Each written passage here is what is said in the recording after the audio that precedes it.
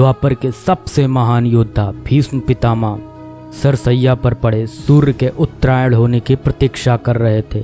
तभी उनके कानों में एक परिचित ध्वनि शहद घोलती हुई पहुंची। प्रणाम पितामह। भीष्म के सूख चुके होठों पर एक मरी हुई मुस्कुराहट तैर उठी और बोले, आप देवकी नंदन कृष्ण, स्वागत है तुम्हारा।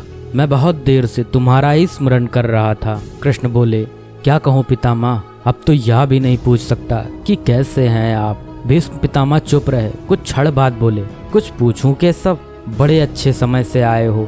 संभवतः शरीर छोड़ने के पूर्व मेरे अनेक भ्रम समाप्त हो जाएंगे।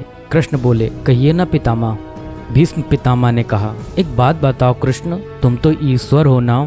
कृष्ण ने बीच में ही टोका और कहा, नहीं पितामह, मैं तो आपका पौत्र हूँ, ईश्वर नहीं। भीष्म उस घोर पीड़ा में भी ठहाके लगाकर हंस पड़े और बोले, कृष्ण, मैं अपने जीवन का स्वयं कभी आकलन नहीं कर पाया। संभवतः नहीं जानता कि अच्छा रहा या बुरा, पर अब तो इस धरा से जा रहा हूँ कन्हैया, अब तो ठगना छोड़ दो।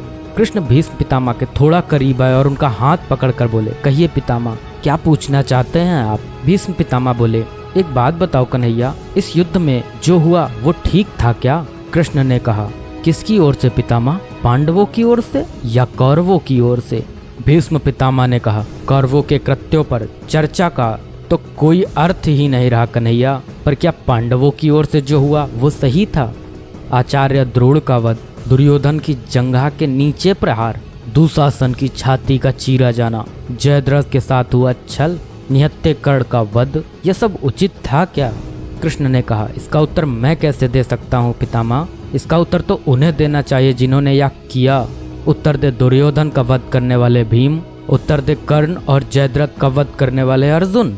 मैं तो इस युद्ध भूमि में कहीं था ही नहीं पितामह। भीष्म पितामह ने कहा, अभी भी छलना नहीं छोड़ोगे कृष्ण। अरे विश्व भले कहता रहे कि महाभारत को अर्जुन और भीम ने जीता, पर मैं जानता हूँ कन्हैया कि यह तुम्हारी और केवल तुम्हारी विजय है।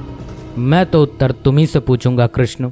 भीष्म पितामह के इतना कहते ही कृष्ण थोड़ा गंभीर स्वर में बोले, तो सुनिए पितामह, कुछ बुरा नहीं हुआ, कुछ अनैतिक नहीं हुआ, वही हुआ जो होना चाहिए। भीष्म पितामह ने कहा, या तुम कह रहे हो केशव, मर्यादा पुरुषोत्तम राम का अवतार कृष्ण कह रहा है। यह छल तो किसी युग में हमारे सनातन संस्कारों का अंग नहीं रहा, फिर यह उचित कैसे हुआ। कृष्ण ने कहा, इतिहास से शिक्षा ली जाती है पितामह, पर निर्णय वर्तमान की परिस्थितियों के आधार पर लेना पड़ता है।